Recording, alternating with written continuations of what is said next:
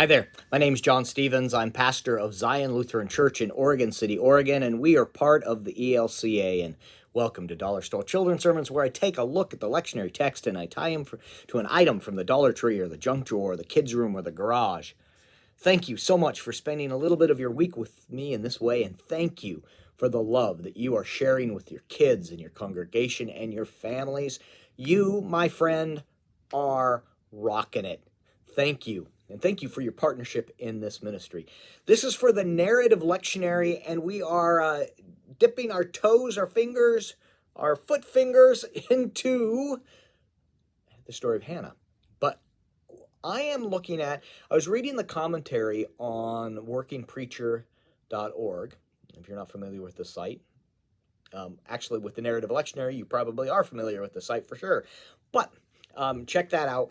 One of the things they talk about is a danger of preaching this text, about that basically prayer for a child is given, all that. And so you've got folks in the congregation that struggle with that. So I am not going that route.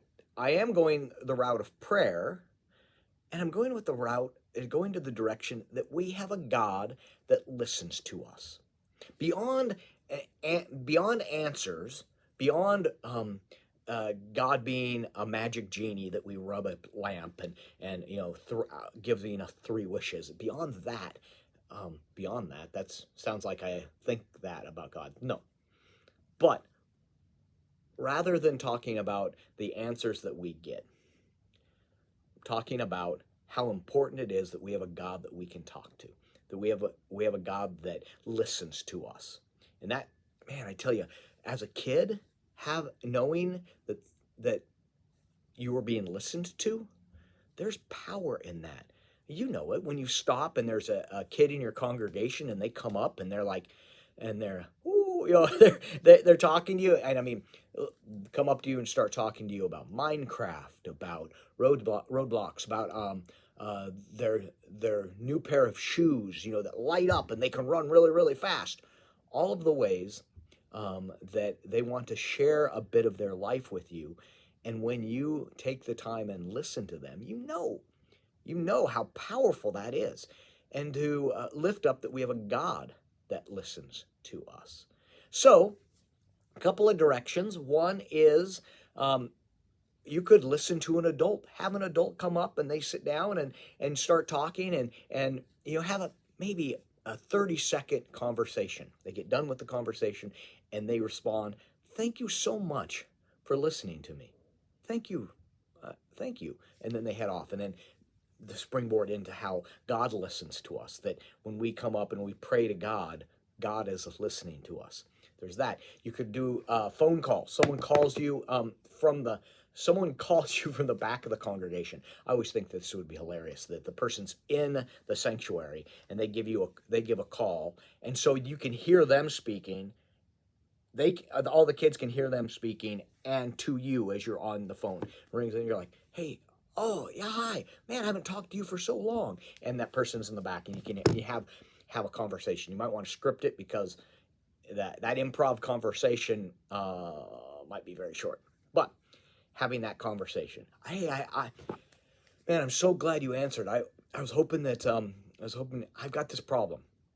I've got a problem. I opened up the dryer and there's only one sock in there. I don't know what to do.